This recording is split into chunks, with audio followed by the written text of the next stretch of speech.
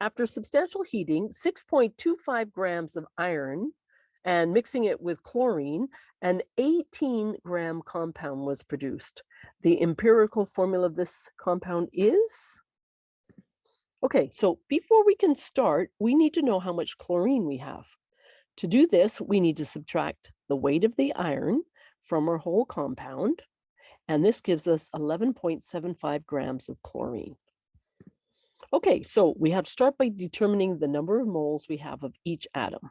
So we have to look at our periodic table and take a look at what the atomic mass is, and then we would multiply the amount that we have, 6.25 grams, by this conversion fraction here, which tells us 1 mole of iron is 55.8 grams. So we're essentially dividing this 6.25 by 55.8, which of course is going to be a small number. We get 0.112 moles. For chlorine, we're going to do the same thing. We have 11.75 grams. And each mole of chlorine weighs 35.5 grams. So if we divide 11.75 by 35.5, we get 0.331 moles.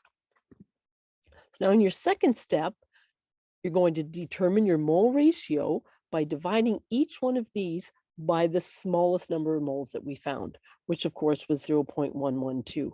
So for iron, when we divide 0.112 by our smallest amount of 0.112, of course, we get 1. And for our chlorine, we would divide 0.331 by our smallest amount, which was 0.112. And this gives us 3. So we can use this information here to figure out how our elements relate to each other in the empirical formula. So we would have 1 iron and 3 chlorine, giving us iron chloride.